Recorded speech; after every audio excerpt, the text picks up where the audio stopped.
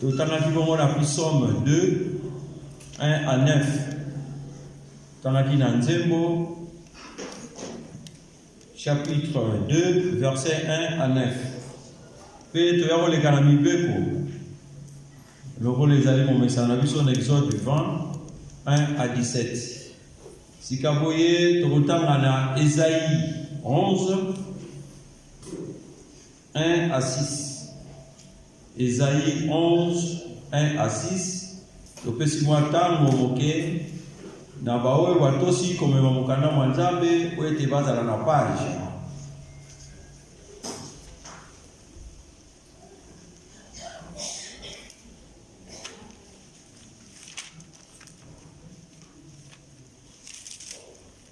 Kotanga ezali boye na kombo ya tata mwana pe tata molimo santo. Puis un rameau sortira du trône d'Esaïe, et un rejeton naîtra de ses racines. L'esprit de l'Éternel reposera sur lui. Esprit de sagesse et de l'intelligence, esprit de conseil et de force, esprit de connaissance et de crainte de l'Éternel. Il respirera la crainte de l'Éternel. Il ne jugera point sur l'apparence. Il ne prononcera point sur un oui dire, mais il jugera le pauvre avec inquiétude et il prononcera avec droiture sur le malheureux de la terre. Il frappera la terre de sa parole comme d'une vierge, et du souffle de ses lèvres, il fera mourir le méchant. La justice sera la ceinture de ses flancs, et la fidélité la ceinture de ses reins. Le loup habitera avec l'agneau, et la panthère se couchera avec le chevreau. Le veau, le lionceau et le bétail qu'on engraisse seront ensemble, et un petit enfant les conduira.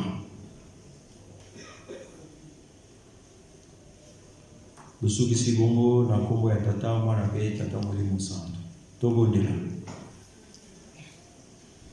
Na kombo ya Nzambe tata papa bisorokele lukelo. Nzambe mwana papa dialungana kiangani. Nzambe molimo santo papa dialina mutima. Bino misato na papa Simo kibango kiangani. Nzambe molimo santo. Papa tangu ikoki po ete ngai Mungu na yo na lobela makambo ya yo biso bana na yo toyene sikoyo toyoka yango na mikoki te po zambo na kokota ezali monene. Batata bamama na mayele ya ndenge na ndenge oyo osili kopesa na moto pe na bilemo ya ndenge na ndenge papa tika ete otelema na makolo na nga pe oloba kati na ngai mpona mokolo ya monene ya lelo biso bana na yo pesi biso chance ndenge oyoki na mabondeli pe na banzembo po ete okomisa biso lisusu tobikisama papa tika ete yo asiste biso nyonso ekosalama esika tobitiki pe tokwei na makolo na yo ekobima biso awa tobima pamba te olesa biso bilei no aboboyi pe ete yo batela biso otia biso bilemo na molimo oyo yo sali pe olobi na nkamba Yerusalemu kobanda tongo tikate yingela kati na biso na kombo na bino misato ya bule Nzambe tata mwana be tata molimo santo senga atamu nyonso amen. Na kombo ya tata mwana be tata molimo santo tolandi banzembo oyo toyoki na mokolo ya esengo ya lelo pe na tina na yango na mokando totangi tata Nzambe ya azali koloba na biso pona nini peuple ezali komitumisama bakonzi ya mokili basali alliance na bato ya mokili kasi yo na ngai Nzambe asili kopesa biso promesse ya lobi ete ngai mutu na kotiaka bokonzi ngai mutu na kopambolaka basali na ngai mpe baponami na ngai. Nde bino bokotambusa mokili oyo. Ntango ye azomona oyo ezoleka kati na mokili na lola na kiti na bokonzi ye azali koseka. Na lelo oyo yo na ngai toza kolanda papa Simon Kibango Kiangani. Makambo ekomami awa biso nde oyo ya pesi po ete ye afandisa bokonzi na ye kati na mokili oyo. Nga mutu na kotiaka lwili na mitu ya bana na ngai. Ata mokili ezali kosala ndenge nyonso ezali komona na maloba ne mikoleleki alwi tokotala pa yengengo akobilila. Pamba te bakonzi ya mokili oyo basangani po ete bakoka kosala mabe, me Nzambe alobi ntango ezali ntango ya korekipereki bokonzi na ye. Yo na ngai tozali babengami to baponami oyo tata Nzambe lelo akoki kokonte na mokolo ya lelo na kiti ya mokonzi ya fandi ete azali kotala alobi ke bawana nde na kopesa makasi po babrise glace oyo ya moyini. Mama, tata, mwana tososola mokolo ya kitoko ya lelo tata Nzambe ya sili kobota makati na biso. Mais réellement est-ce qu'abotami na mitema na biso. Papa te ya lobaki ntango biso mitano tokofanda na nkamba nde tokomona mayeba koya. Est-ce que na mokolo mwa lelo ndenge tosili kotanga na biso oyo nazali moponami oyo tata Nzambe aponi po ete apesa nguya oyo tokotambusila mokili oyo. Est-ce que nazali capable? Moko na moko tomiyebi ndenge tozali kotambola kasi tata Nzambe apesi yo na chance oyo esengeli ete soki na tiki ya lobi. J'ai publié le décret de l'Éternel, m'a dit, tiens mon fils, je t'ai engendré aujourd'hui. Demande-moi et je te donnerai les nations pour héritage, les extrémités de la terre pour possession. Ya lobito senga ya kopesa biso, mais akopesa na nani? Na oyo azali na kati na bolingo, oyo azali kotambola na mibeko, pe azali kosala misala na ye. Ya lobibo senga ngai na kopesa bino. Pesi biso indice. Abilo kola tozana botongi, bosenga bozwi, maboko na bino ekawukate po tosala mosala. Mais tala ndenge tokomi soufflé. Tokomi soufflé papa te, totie makanisi na biso ya bomoto. Tobosani o tata Nzambe aza kopesa kati na biso. Bana mbula nini papa lobaki ya kofongola bize. Lelo yo apesi yo na chance papa te mokumba oyo ya zoi po eta komisa biso na esika yango. Apesi biso chance na 2021. Kasi posa na ye 2019 ou 2020 ndako resila complètement. Yo na ngato zo salani. Albi bo senga ngana kopesa bino. Ngande mutu na pesa ka kimokonti. Lelo ezali mbotama ya papa Konutu tata Nzambe. Ya mbotami kati na yo na ngai. Mingi na mokili ba ete biso to yebiye. Ya lobi atamba to mokili ba sangani kasi ngai nde mutu na kopesa ka. To yebi nini ya minene ya sala. Na 1910 tango etwale monanaki na nkamba bokonzi ya tata Nzambe tango emonani bato ya mayele bamonaki yango balobia bokonzi ya tata Nzambe ekei na Congo una na ba Congo na 1914 tata Nzambe otami na force na ye nyonso toyebi force ya tata Nzambe nini ezalaki na mokili. Mais yo na ngai tososola. Lelo yo guerre nini tozali na yango. Pamba te na l'ère wana ezalaki première guerre mondiale. Mais lelo yo bitumba ezali tata Nzambe alingo récupérer mokili na ye. Kasi aza kosenga yo na ngai tomitika na mabondeli, totika mabe, tosala malamu, kati na bolingo, kati na mibeko, kati na misala. Pamba te ya fanda kati na yo na ngai po ete bokonzi na ye fanda mokili ye baite wana papa kisorokele tata Nzambe yonde mutu okolakisa yango na mokili. Pamba te alobi okosala makambo kutu ngai nasali te. Kasi soki yo na ngai tokoti su na nzela ya bato baza kobundisa molimo mosantu nde ntango wana mpasi na biso ebandi. Luwa, toyoka, eske mutu ozali koyoka ndenge ndeke mutu aza koloba boyoka. Lelo yo toyoka oyo papa azoloba na biso. Makambo mingi ya mabe tozali na yango totika. Pamba te bokonzi ya tata Nzambe esila kofanda kati na biso nde alingi komanifeste à travers biso. Nde ya mwana lobi bosenga ngai oyo ozali na yango na kopesa bino kobanda ebandela mokili tina suka bokonzi ya tata Nzambe kote kotambusa yango. Kasi na lolenge nini? Na kati na bolingo, na kati na mibeko, na kati na misala. Bomoko na nzembo tokoumela mingi te nde toyeba nazali mobiangami to nazali moponami kati na lingomba oyo. Pamba te papa defa batu basala musala. Eske nga nazali mutu akodefa ou bien vraiment nazali mwana oyo tata Nzambe apona. Tangu ya mboyo ya kosalela tata Nzambe ya lobi na ngai na yo ete totika kaka mabe tolanda ye. Na yango wana tokoti na mibeko. Mibeko bakotangela biso yango mokolo na mokolo.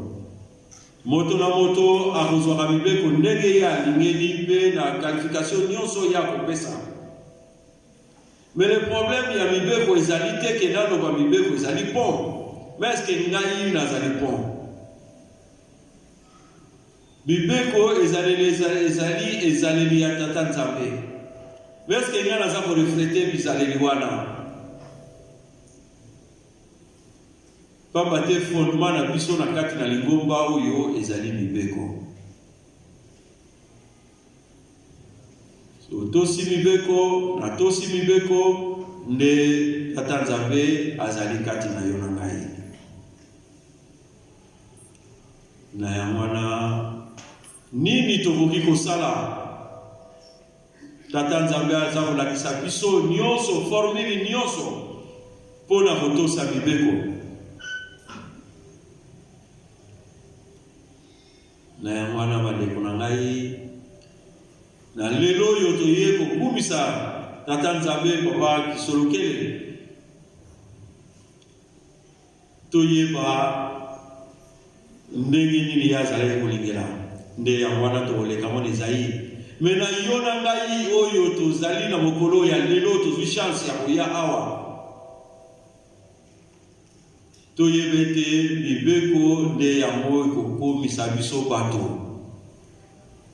Tomona esika nyonso meme na misala, meme na bandako, esika nyonso soki mobeko ezali te ezalaka lokola foi. Mais tata Nzambe ntango apesi biso mibeko oyo ya ye po tozala plus proche na ye, biso tozoloba ezalaka kaka bongo. Alakisi biso ndenge nini elekaka na ntango na kala. Noe tata Nzambe apesi ye mosala alobi tongwela ngai oyo pamba te na moni oyo eza koleka kati na mokili oyo yo osalela ngai yango. Bato bayaki na bango kosala kasi maseminia matata olia lokuta lelo yango toza na yango maseminia na matata olia lokuta. Ame yo mona wapi eloka munene boye basala na montagne tie kitana mai toyekene ndenge nini ndoko disa maseminia na kati ya maseminia te matata lokuta hadi totika. Papa lingoto mamboka na ye na tango wana toyebo zwa retard ya 10 ans. Tango mule beti tango tata Nzambe akotisi Noeli bota na epena babokilo na ye asengi fongola albi pesanga fongola. Mais soki tata nzambe alataki nzoto ndenge aza nango lelo oyo na mawo oyo aza nango ya mwana ti lelo oyo toza korespire. Mais lokola aza koloba na Noe ke esala boye azwi fungula azongi na ye epai ye azalaki oyo etikali ezalaki problème na ye te otosi te nde nzambe yango oyo tata nzambe papa kolutu oyo toye kokumisa lelo mbula ebeti premier jour deuxième jour bazomona ezalaka kaka bongo toyebi jeteki ya koyebaka nzembo. Même bokilo ya Noe bokilo sikoyo ndenge nini mwana na ye azali mwasi ya Noe. Comment c'est possible à comprendre les prophéties de papa atinaki na Noé? Papa te mwasi na yo no wa kobenga kanga bokilo tokomela kano esika moko mais ndenge nini lelo yo olingi lisusu ngai te toye kosambela biso nyonso esika moko tolati mpe bauniforme tozosala mpe tinzani mais na mokolo wana tokoyeba nzembo wana. Mais pour ezala ndenge wana te tata nzambe apesi biso chance lobi ya kala lobi ya sika oyo esalamaka lobi ekosalema. Sodome na Gomore bazalaki mpe kobalisa bazalaki mpe komela papa lobi masanga wana kaka mpe basalaki mingi ya mosoto. Mais makambo eutaki wapi? Abraham na Loti bazokosala mosala moko batu ya bisala bayokanite etie mobulu noko alobi na mwana kazibo apesi ye pouvoir yo pona pa yo li kokende ingana kende polokola batu na biso bazoyokana te comme ça toza tranquille.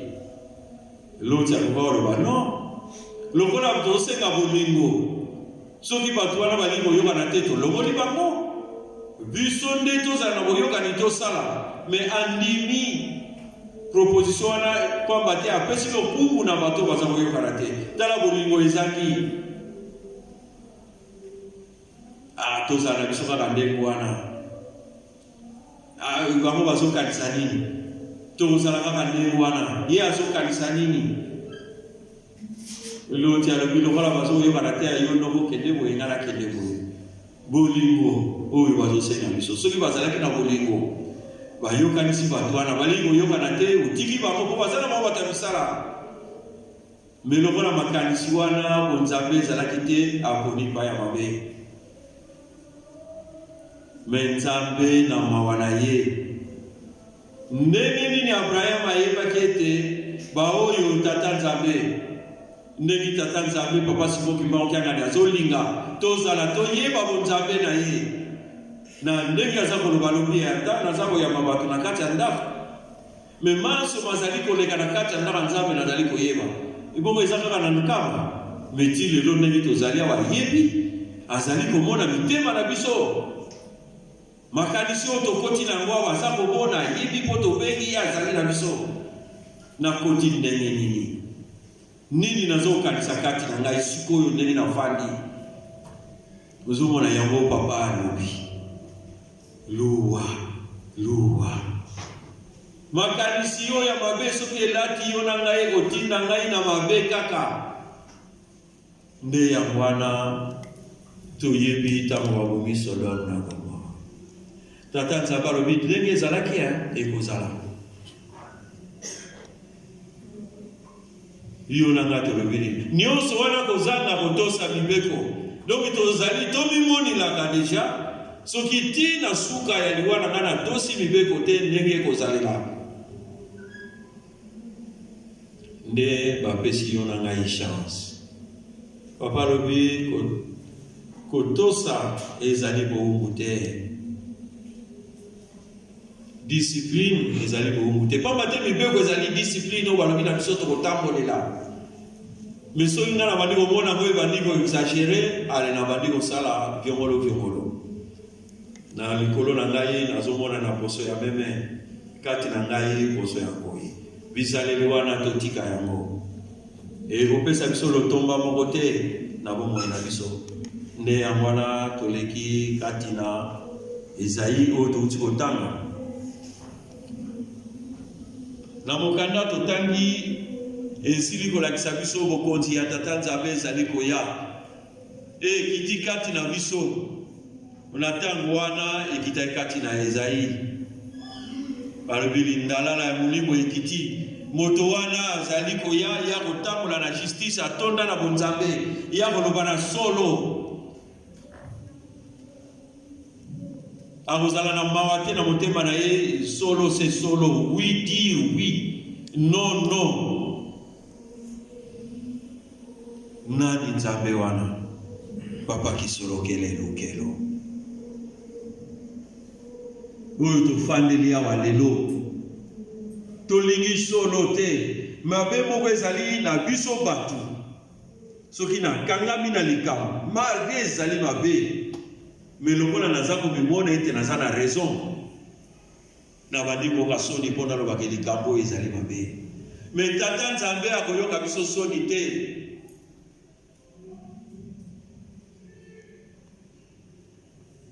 Solo ekotika la solo, lokuta ekotika la lokuta. Et na ntango oyo papa aza kosenga biso nini? Apesi bisese tolanda solo. Tata wana bake kotia motambo ye na mwana na ye. Tolandi yango biso nyonso. Po Nzambe alingi solo. Mais mpona kokende kozwa tata apesi mwana. Mais pourquoi tata faut apesa mwana basaki mibale? Puisque mwana ye mutaboti ye. Alors bisaki oya yo, oya ngai. Mais biloko yango oyaka na ndako na bango. Apesi saki albi mwana oya yo atia na saki na yo. Oya ngai atia na saki na ngai bongo zonga na ndako. Mwana wana pa yaki imaya kati sina mopepele. Mais mon moto makanisi mabe yeliye likunya zuwa mitango ya tata ezuwa mbuko kitoko oya yeza kitoko te azuo ya tata atina saki na ye oya ye tina saki ya tata tato ya botio mais biloko wana bolia ya mope ensemble total na bisa tata mopesa ka makanisi ya mabe. Si vous pouvez vous organiser, c'est difficile. Mayo ya kakisaki, moya kakisa mosu fezaki. Maintenant, c'est wana leçon oyo ngai personnellement na tiré, moi na wana conscience yela kié. Abengi tata. Tata tira na ndako za kubenga ndengeni. Et moi na wana zali nani? Et tata wana nani? Tata yebisiye et pas yo bebisi bogisa kaka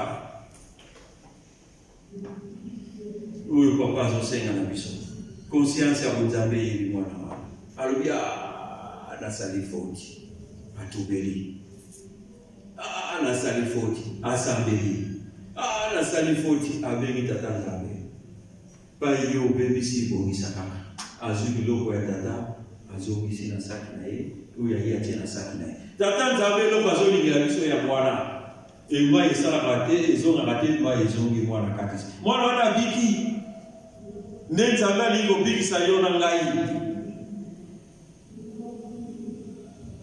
papa alobi tosenga bozwi apesi nga mwa ndambo naza kotekela mpe nazokenda mosala me ntango nakokoma na mosala na ye naza kopesa ye ya moke ngai ya mingi natie na pochi sima nazoloba misala mo ewumeli aye pe papa alekisi mais nakomi deja mwana wana donc mpona ngai deja naza ya kokufa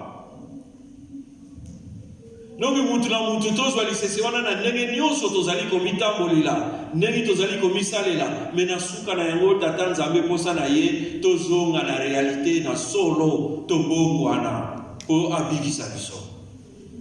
Et lelo na mokolo ya lelo mutoto ye okumisa ya kolobaka solo aloba na biso ba solo pa aloba na biso ekoki nde yango ane kosalema tata mama mwana ndenge tozali na sikoyo papa lobi ete oyo nyonso esalamaka ya pasi na mokili ezalaki na pokwa apesi biso pokwa esantu alobi bokendaka pokwa esantu ntango azosolola na bakoko na biso adana eve ezalaki na pokwa biso toza koyoka lokola toza koyoka te. Même ngana koyate tinda tabana. Même mwana koyate mama tata yaka. Kotala mutu oyo aza kosalisa te soko kolinga ye ou kolinga ye te po toza bato. Mais tala kondima na bitala kondima na ngai ya utosi pa ya tata Nzambe. To lakisa kondima na biso pa ya tata Nzambe zala ya solo penza bana na utosi. Azo lakisa biso nyonso ekoyela ndenge nini kozala ndenge nini. Alobi atana yambi batwa mais maso mazali kolega nazali komona. Mais ngai musala nini nazali kosala na sikoyo. Bisika nyonso na kosambelaka. To na ndako, to na misala, to na nzela. Est-ce que nazali kosala likambo Nzambe azali kosenga? Pamba te aza komona ngai. Elelo yeska bota mikati na mitema na biso. Nga ndenge na telemi ya est-ce que papa kisolokela bota mikati na ngai. Moko na moko to mituna na komiyeba. Mais soki na yebi ete na bizali na mbeba moko na sala effort lokola mwana wana asenga kipa ya tata. Tata mwaete baletondi azongisi biloko ngani ya tata azio ya ye. Atiki alongona mabe, atubeli atiki mabe nyonso. Abikisa maki. Toyoka. Oyo tata Nzambe azoloba na biso. Yango ekobikisa biso. Koyoka oyo ngana azoloba na yo te. Oyo nazoloba na litoi koyoka yango te. Ekobikisa ngai ata mokolo moko te.